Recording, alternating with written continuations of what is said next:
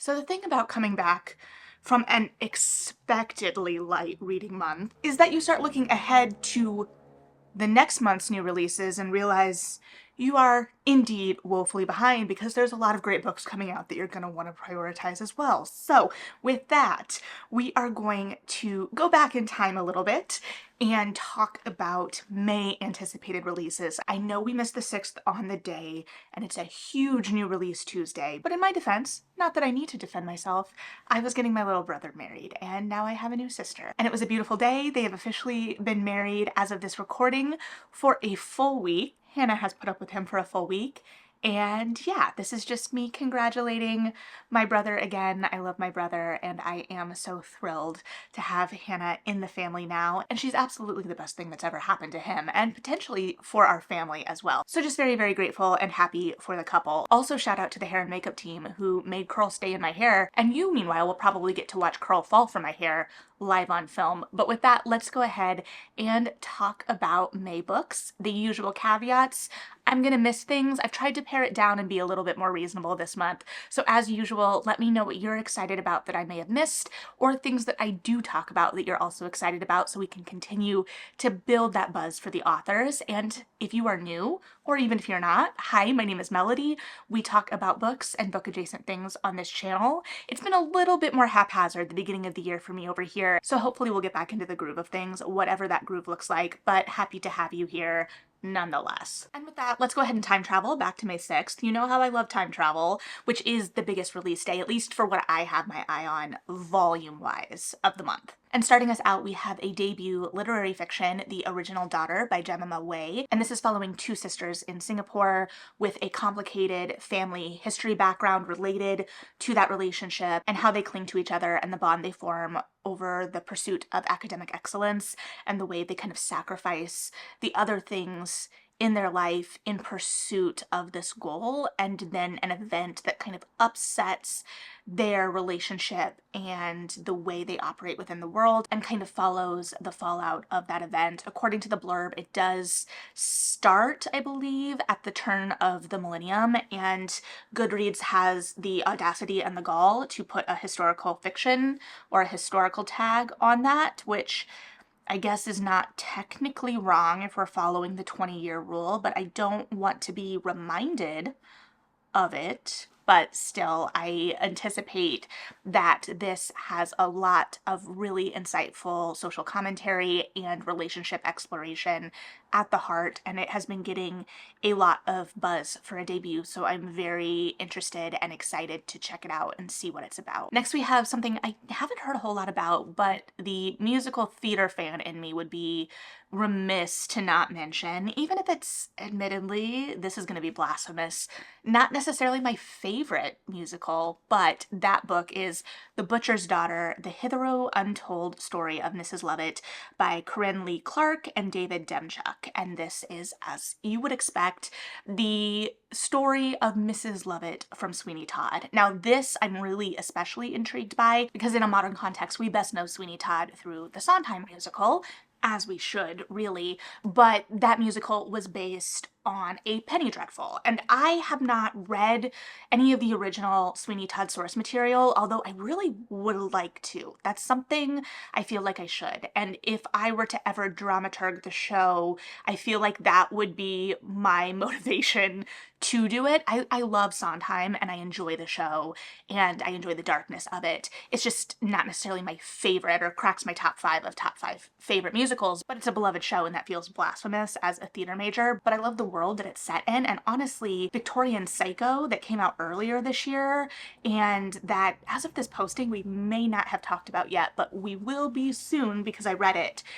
It feels of a similar kind of impetus, or that is pulling on the tradition of Penny Dreadfuls, even if I don't really talk about Penny Dreadfuls in that analysis. And so I'm very interested in that from like a tone, tenor, setting point of view. And then also we have been in this moment for at least a decade now of kind of reclaiming the stories of women that are involved in larger narratives. And Mrs. Lovett has always been such a fascinating character. There's a reason season, she's one of the top dream roles for a lot of musical theater actors. And so I'm interested to see what that looks like, especially when it is a story where the villainy is kind of celebrated in some ways. Of course, there's a lot of social commentary there as well, and I'm interested to see how that ties in here as well.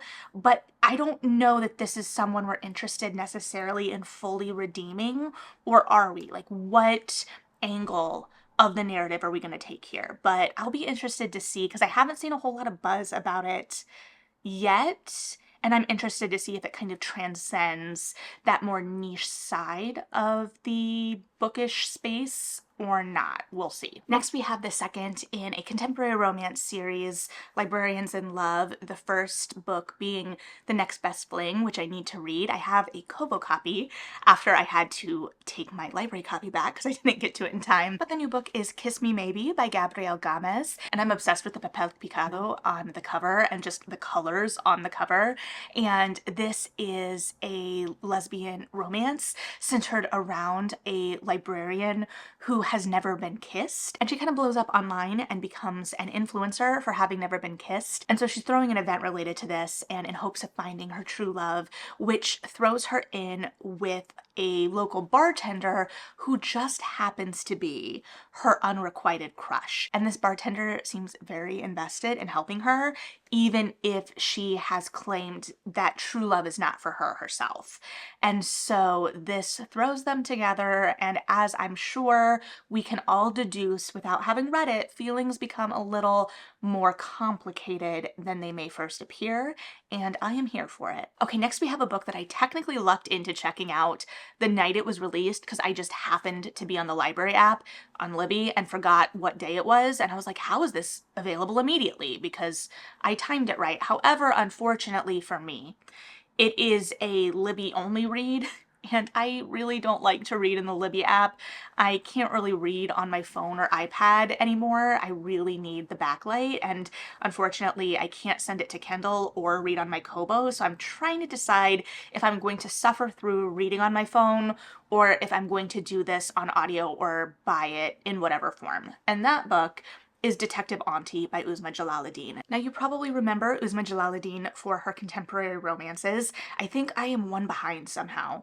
I need to fix that. But she also has, I think her first book may have been Aisha at Last, which is a Pride and Prejudice retelling. And it came out in a year, I want to say of around 3 Pride and Prejudice retellings. And it is by far, at least to my recollection, my favorite reinterpretation of Pride and Prejudice, because I want, in what I want from a Pride and Prejudice retelling, I'm not so much a stickler for it really marrying itself to the beats of the original novel. I want it to have the spirit of the original novel, but I want it to have something of its own to say, and I want it to be in conversation with the original so that I can kind of look at the two together and analyze it that way or experience it that way. And I think Aisha at Last absolutely succeeds at that. And I think I'm convincing myself in this moment to reread that book, but I also very much want to read Detective Auntie, which is a deviation from her fabulous romance work that seems to be set in the same community as some of her contemporary romances, but this time we are moving, as you may be able to tell from the cover, into a cozy mystery realm. Now, I do question, because this is very much packaged as a cozy mystery, which I love, and I love the concept of an auntie being the solver of cozy mysteries. It's clear in this moment that I don't read a whole lot of cozy mysteries because I feel like that's kind of a lot of cozy mysteries, but I feel like this has a unique spin. So I know some of you are big cozy mystery fans, so I'd be very interested to hear your thoughts about this. I do, and I know some of you have clued me into this as well, it does look like it's probably going to be a trade paperback. And I know I'd said before, I was like, even if romance, as we've seen it trending to trade versus mass market, I really believed in my heart of hearts that if any genre could really keep itself entrenched in mass market, it would be cozy mysteries. So I don't know how I feel about that piece, but I am very excited about this novel. I'm excited for the potential of cameos from some of our romance characters and the idea, because we're used to cameos and kind of crossover in contemporary romance novels from others in the series, but the idea that we're kind of having those crossovers across genres is really fun as well. And I'm interested to see what the tone will be. I'm interested to see the way the community plays into this, because I think the small town nature of it is really going to serve the form. I'm just really excited to see the experimentation and see what she has going on with this one. Next, with an absolutely gorgeous cover, we have the second in a series I still need to start. The second is The Lady's Road Guide to Utter Ruin by Alison Goodman, which is the follow-up to The Benevolent Society of Ill-Mannered Ladies. As usual, if you see me looking down, it's because I have my computer down here. Again, these covers are absolutely gorgeous, and this is following two sisters who I want to say are like in their 40s. They're a little bit older than we typically see, and this is a Regency mystery series that seems to have some undercurrent of romantic subplots, and I don't know why I haven't picked this up yet, especially because I was like, Alison Goodman sounds familiar, and I was looking back through her backlist. She has another series that I actually started when she was writing young adult and really loved and haven't read the third one for, and that was the Lady Helen series that started with the Dark Days Club, and this was publishing at the height of young adult, and especially like supernatural paranormal young adult, in that series was a historical Regency, again I believe, kind of supernatural paranormal series about demon hunting, so very Buffy meets Regency, which is absolutely right up my alley. And I also think based on that tone, I'm very interested in picking this up. I've also been kind of looking and more interested in seeking out more intentionally narratives with older women at the helm as well. I say older in the sense of older than like the 1920 we generally see, especially for historical of this nature. I don't think 42 is old by any means, but I am excited to have heroines that have more diversity of age experience and what that brings to the table. So I absolutely need to get on this. And again, the cover here, absolutely doing its job. Next we have Drop Dead by Lily Chu, which is about two rival journalists, one who more regularly works the obituary beat, who find out or hear that a famous author has died, and when they show up realize that is not the case, but then they get wind of a bigger story there, and so they are kind of competing to get that story. It does have some kind of thematic parallels to the blurb, because I have not read either of these books of the new Emily Henry, in that kind of serendipitous way where sometimes we have these waves of ideas where a lot of people come to similar ideas at the same time. So this may be a good place to go after you're done with the new Emily Henry if you're looking for kind of similar setups. I don't know, but it looks like fun, and I do enjoy like professional rivalries when executed well in contemporary romance especially, so very intrigued. Next we have a middle grade that is blurbed as for fans of Amari and the Night Brothers, and absolutely sold. Say no more, I am there. And that is Where There Be Monsters by LBC Williams. If you have somehow missed in the last 5 years, Amari and the Night Brothers is my current favorite middle grade series. To be fair, I am not reading particularly widely right now in middle grade. I need to fix that. I would say, actually, I'm reading a middle grade right now, which I am on audio, the new Vanya and the Wild Hunt by Sangu Mandana, which I missed. I think I missed talking about that release, but I'm reading that, one, because it's Sangu Mandana, but two, because it also has a blurb comping it to Amari and the Night Brothers. But Where There Be Monsters is following 11-year-old Glory, who lives in a hotel on kind of like the border of things and the mystical and the magical. It seems like it has a fully realized new kind of magical system, and Glory wants to train to be a Sphæronaut, and it also talks about the outer sphere. So there are kind of sci-fi elements in there. I'm interested to see how those are realized. I'm also interested because the blurb talks about Glory wanting to learn how to use Moxie, which is a special kind of magic that only children have, and I'm very interested in that, especially when we think about kids and the kind of appeal of middle grade and even young adult in these kind of magical realms, or we often kind of poo-poo, you know, like, oh yeah, the kid is saving the day again. But I will never not be charmed by that when done well, because I think that there's just something really empowering in that, and it offers this sense of control in a time when you have no control, and it makes you recognize your own power or realize your own power.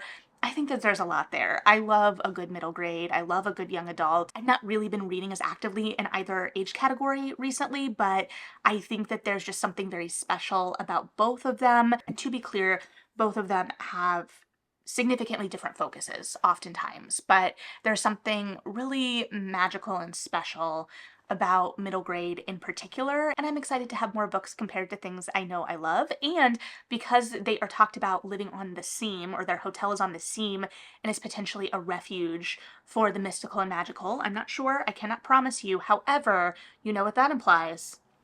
You're right, a liminal space. Finally, for the 6th, we have Brighter Than Scale, Swifter Than Flame. This is out of Tor.com, which I say mostly to manage my own expectations around the length, if you remember my tangent from Independent Bookstore Day. But this is following a dragon slayer who never takes off their armor, and they go to a kingdom where it's rumored, reported, we'll find out, that there may not be as much animosity toward dragons as is needed within this world or desired within this world or what have you. And the Dragon Slayer in turn is wooing or seducing potentially the queen of this realm in order to get to the bottom of what exactly is going on. It looks great, and according to Goodreads, it's around 175 pages, so I'm sure the storytelling is incredibly tight. Moving on to May 13th, which will be our next canonical New Book Tuesday, and we are starting with a book that I accidentally almost forgot, even though I am very, very intrigued by this book. But don't worry, my camera died, which led to me finding the mistake so that we can talk about Bochica by Carolina Flores Cerchiero, which is a haunted house story set in Colombia, which honestly is all I need to know. But this is following Antonia, who has escaped the malevolent spirits of the house she grew up in and some of the horrific events of her childhood, only to stumble across, I believe, some letters that potentially reframe some of the events of her childhood and lead her back to this home that has been turned into a hotel.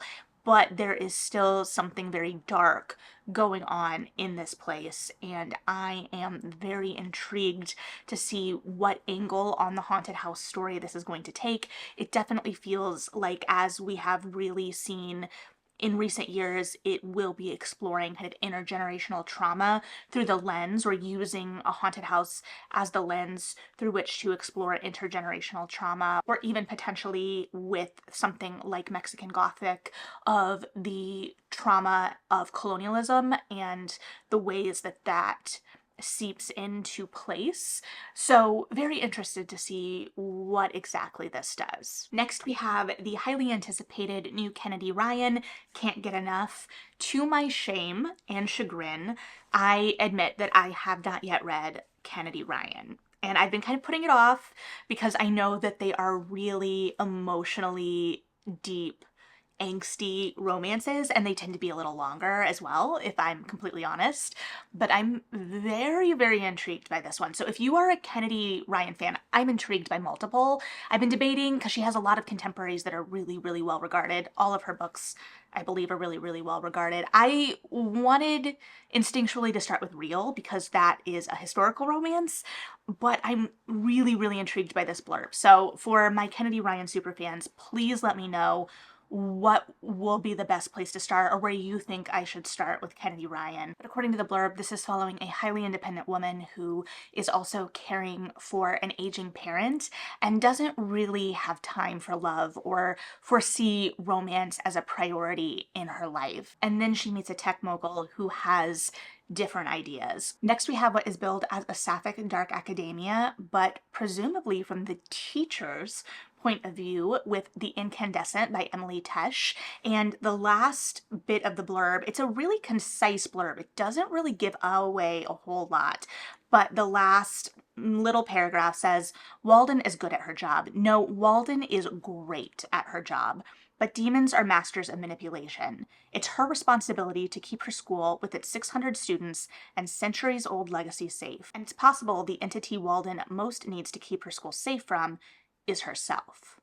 So, I am interested in that for sure. It doesn't seem to give a whole lot of context for other potential characters in the book, what exactly is going on. I am intrigued. If you have read Magic for Liars by Sarah Gailey, that also kind of takes a spin on a magic school, but from the teacher's point of view, which I find really interesting. I really like that. I have long been interested in the kind of teacher's lounge of it all as someone who grew up around educators. So not a whole lot to go on with that, but very intrigued nonetheless. And next we have the book that will be front and center for every Father's Day table this year, though my father would not have any interest in this book, so I cannot speak for yours. But we have the new Ron Chernow biography, Most Famous for Alexander Hamilton.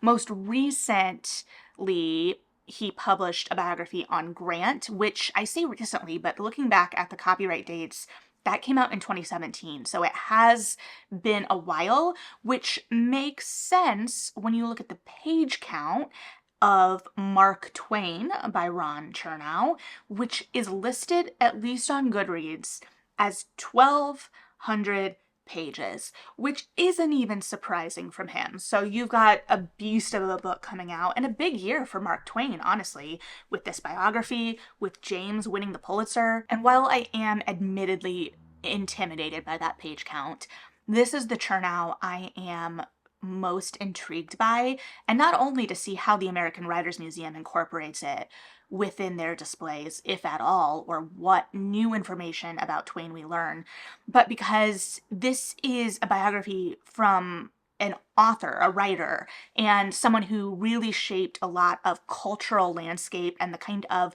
American cultural mythos at the time he was writing, and that persists a lot to this day. And Chernow has historically served as a biographer for men, let's be honest, that really shape a lot of the American zeitgeist and our national cultural identity, and coming off of people like Washington and Hamilton and Grant, who were leaders, military leaders, political leaders. I'm interested to see that shift to a cultural leader. I'm also interested because Twain has so much writing, not that the others didn't necessarily. And I want to be clear too, I haven't read any of the other biographies.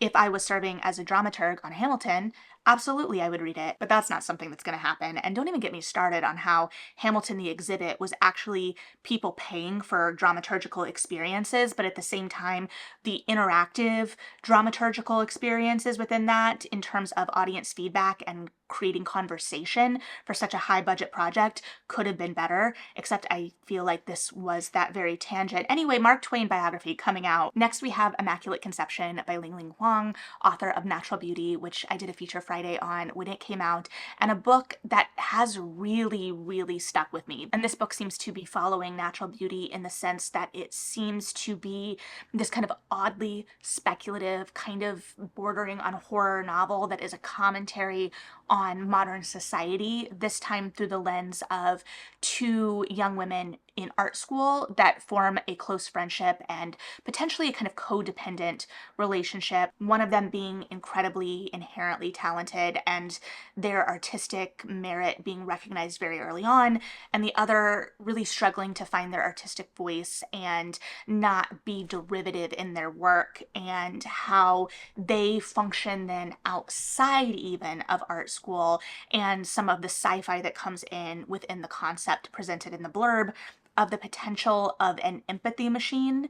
And that kind of introduces this kind of weirdness that we know from Natural Beauty, and that weirdness is what gets me really excited about this novel, as well as Huang's use of language. I'm very interested to see if it kind of mirrors Natural Beauty in that kind of out-of-body almost experience in the writing, which is similar and different. I don't remember how I described it in the moment. I may have said that the narrative kept me a little bit at a distance. I'm not sure, but it feels different in retrospect how that was utilized and what the purpose and function of that was. So I have been very much looking forward to her follow-up after Natural Beauty, which I consider an incredibly strong debut. And so we will get it. And I'm sure we will probably talk about this book. Next, we have a nonfiction that is in my favorite vein, or one of my favorite veins, in that it is a zoomed in look at a particular phenomenon and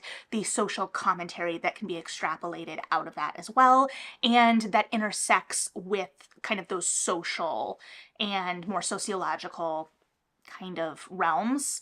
Words are hard right now, clearly. That book is How to Be Well, Navigating Our Self-Care Epidemic, One Dubious Cure at a Time by Amy LaRocca. I am a documented, on this channel in fact, hater of self-help. Books in particular, but I kind of have a skeptical baseline on the whole wellness industry, whether it be the angles of it that are just purely out for cash grabs, the angles that are upholding really rigid beauty standards and are beholden or getting their authority from those that are conventionally attractive, the aspects of wellness that are colonized and whitewashed from other cultures and often diluted in the process and misunderstood in the process as well. I am skeptical about most of it, and at the same time trying to remain open to those parts of things that are considered wellness culture that are backed up by science and the scientific method, and not completely closing myself off to alternate forms of thought, while also recognizing in the current moment that a lot of this is leading down the alt-right pipeline, as has been kind of discussed a lot in the kind of modern discourse and current discourse. And of course, all of that shifts frequently, and it's not necessarily stagnant. What is a little bit more established is that a lot of modern wellness culture is out to sell us something. So yeah, I'm very interested in this one and what it's going to have to say, and what it's going to have to say about modern snake oil salesmen who are running rampant over the internet with very little regulation. Moving on to May 20th with probably one of the more anticipated books of the spring based on my kind of perusal of online bookish spaces, and that is The Night and the Moth by Rachel Gillig. Now, I have not read any of Rachel Gillig's work, though I do have a book downloaded to my Kindle right now, and I was actually revisiting some vlogs from Independent Bookstore Days past around Indie Bookstore Day, just to kind of hype myself up. And I realized that Emily had hauled One Dark Window a year or two ago. I think she got that recommendation from Reddit, if I remember correctly. That's where a lot of her book recs come from, so that's probably a safe bet. And so I mentioned that Gillig has a new book coming out this spring and that it's really hyped and is on my radar. And she didn't love One Dark Window, but I am also willing to bet, even though Emily likes romance, that she probably didn't like One Dark Window for a lot of the reasons people that really love it. So I'm interested to know where I fall on it, because there are a lot of books that Emily and I are on the same page about, and then there are a couple of outliers every once in a while where we feel very, very different about them. And I am having a lot of fun, or have a lot of fun, trying to pin down exactly what that is. But I am very intrigued for this one, which follows a seer aptly named Sybil, and in order to save some of her vanished sisters from the cloister, she has to leave with this knight to find a god. And this leads to the line at the end of this blurb, which I find fantastic, that says, "And as much as she'd rather avoid Roderick's dark eyes and sharp tongue, only a heretic can defeat a god." So I am just praying that this is fantasy romance or romantasy in the vein that I really enjoy. I have a lot of hope here, and we will see if it delivers. And then in a similar vein of weird miracles, which we could tie back to The Unworthy as well. So there's something very interesting in seeing this impetus toward more medieval kind of imagery in religion and how that's being used as a commentary on the modern moment. I think there's a lot to dive into there. I'm gonna think on that. But the next book I'm very excited for is The Starving Saints by Caitlin Starling. Now, I loved The Death of Jane Lawrence. I have not read Starling's most recent work, but I will expedite this one for sure, because it is following a medieval castle under siege, and they are about to run out of food. And then a miracle happens, and someone dubbed the Constant Lady and her saint show up in what is billed in the blurb as an intensely atmospheric fever dream of medieval horror. And that scratches something in my brain I didn't even know was itching.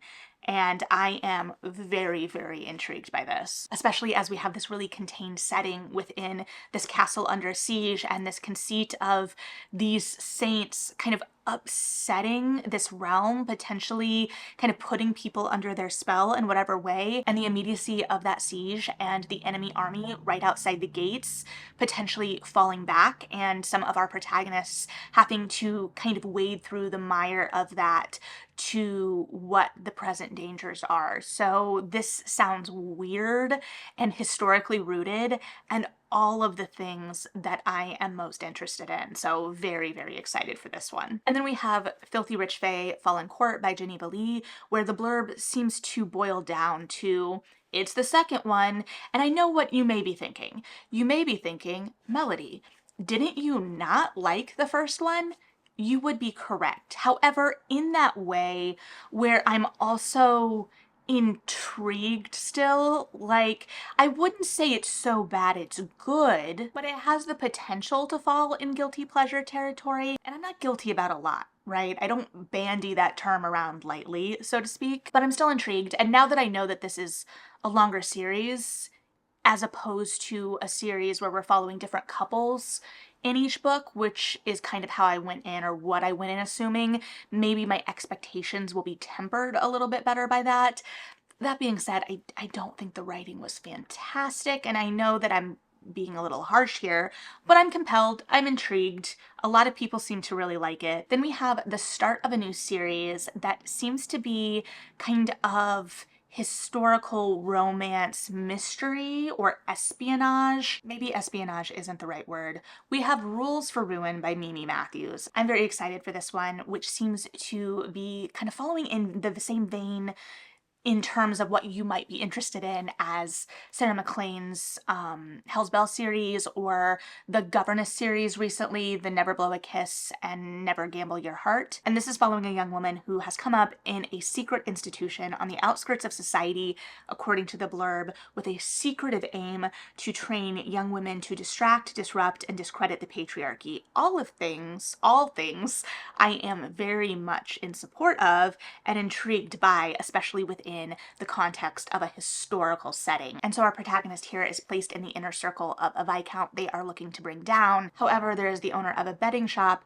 who has other ideas, as this viscount is kind of perfectly placed to protect the empire he has built up. And so I am intrigued by the difference of objective here that we seem to have, in the sense that both of these people seem to have very solid missions, and how they are going to clash, how that's going to bring these two together, a true potential enemies to lovers setup here, as well as the potential this has to move throughout society, the different angle that this is going to offer in terms of point of view of novels and historical romance especially. I think there's a lot of promise here, and it feels like the grown-up version of some of the series I really enjoyed as a young adult, and the young adult historical fiction with romantic subplots or forward plots that I really enjoyed back in the day. So I'm very intrigued by this one for sure. And then finally, the end of the month, let's talk about May 27th.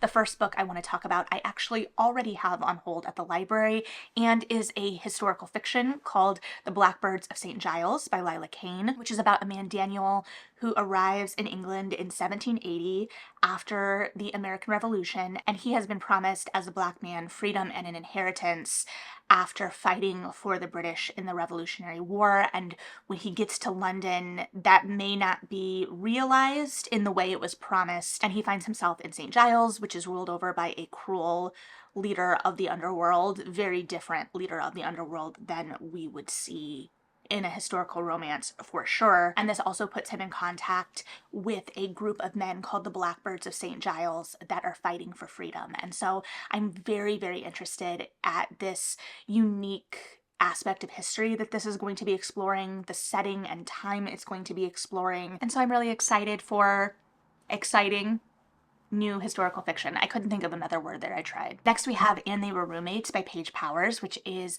a young adult queer romance. And this is following a young man, Charlie, who is starting a new school where he plans to hide his trans identity. And this plan is almost immediately potentially upset when he gets his roommate assignment. And his roommate is Jasper, the boy who broke his heart before he transitioned. However, Jasper doesn't recognize Charlie, and then they are thrown together in a scheme of writing love notes for other students. So I want to say very Cyrano, except it's not, because they're the ones both potentially writing the love notes. I don't know. It's not a perfect one-for-one by any means, but it does feel like an explicitly queer take on She's the Man, and She's the Man is one of my favorite movies, unironically, so I will be reading it. Next we have Disappoint Me by Nicola Dennon, which seems to be, seemingly, I haven't read it yet, a literary fiction exploration of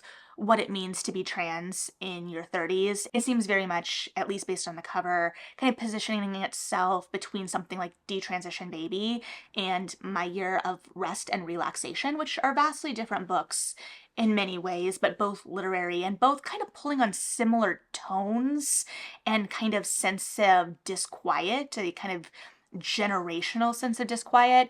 I will admit, My Year of Rest and Relaxation is not my favorite. I have a potentially unpopular opinion on that one. It's not my least favorite Moshfegh, I don't think, because I think that may be Lapvona. But it's not my favorite by any means. Those are the short stories.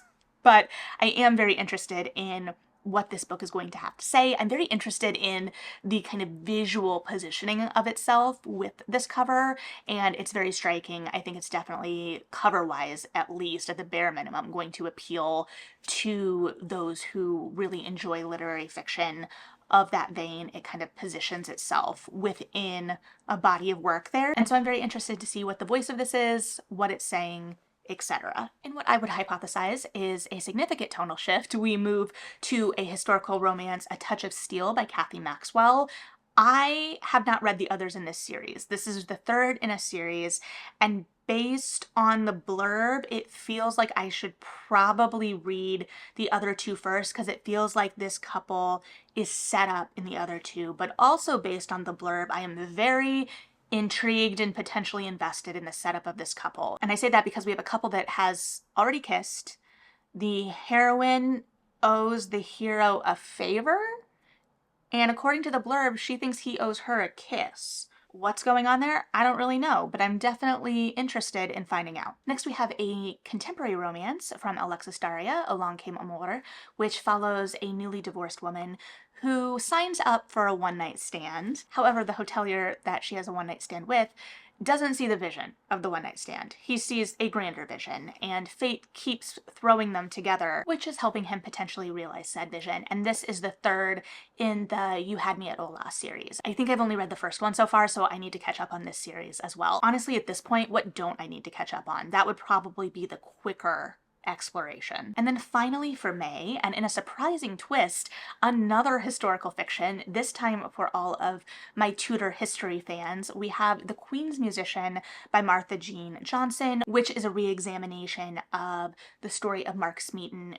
who was the musician famously involved or caught up in the story of Anne Boleyn. So very interested to revisit this from another perspective and see what this has to offer or to say. Additionally, to hear another or read a story from another perspective within that court that is of a different social positioning. I think there will be a lot of nuances in that social position to explore within this. I think the last big Tudor narrative that I read was the finale in the Wolf Hall series, so I haven't been as up on my Tudor fiction as I was in my teen years through my very early 20s. So maybe this will be the book to rectify that, though if you are a fan of Six the Musical, I do have a video of book recommendations based on Six the Musical, which are Tudor fiction. But nevertheless, that is May.